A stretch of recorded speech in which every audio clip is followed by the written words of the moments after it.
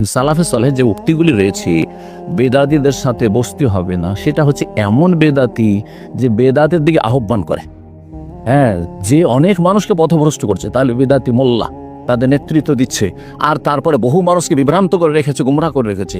তাদের থেকে দূরে থাকা, তাদেরকে যদি সম্মান করেন, হ্যাঁ, তাহলে মানুষের জনসাধারণ পথভ্রষ্ট হয়ে যাবে। দেন একজন বেদাতি, হ্যাঁ, হুজুরকে যদি আমি একবার শ্রদ্ধা সম্মান আর কোলাকুলি করি, আর তার পাশে বসে তার সেও বক্তব্য করলো, আমিও করলাম, তাহলে এতে আপনারা বিভ্রান্ত হয়ে যাবে।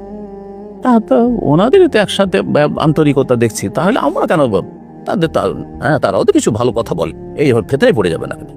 কিন্তু যারা সাধারণ মানুষ, আমি সাধারণ জনগণ, তারা মোটা খায় মোটা বোঝে, তাদের যদি একটু আল্লাহ এবং রাসূলের কথা ভালোভাবে সুন্দর করে উপস্থাপনা করে, পেশ করে, সহজে কবুল করে নেবে।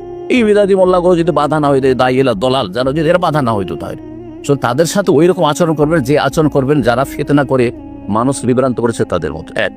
দুই নম্বর আরেকটি বিষয় রয়েছে যে আপনি কোন সমাজে বাস করছেন, সেখানে মেজরিটি বিদাতি আর অল্প কিছু সহিহ সুন্নাহর অনুসারী, নাকি অধিকাংশ লোকের কোরআন সুন্নাহর অনুসারী সালাফদের যুগের মতো। যেই কথাগুলি সালাফেরা বলেছেন তখনকার যুগে হাতে গোনা 2-4 জন বেদাতি, আর সবাই কোরআন সুন্নাহর অনুসারী। আর এখনকার যুগে হাতে গোনা কয়েকজন সহিহ আকীদা, সহিহ সুন্নাহর অনুসারী, আর বাকি সবই শিরক বিদআতে লিপ্ত। তাহলে কাকে নিয়ে চলবেন আপনি? বুঝতে পারছেন? সুতরাং সবগুলি কথা সালাফদের যে কোনো পরিস্থিতি ফিট করবে না, পরিস্থিতি হিসাবে ফিট করতে হবে।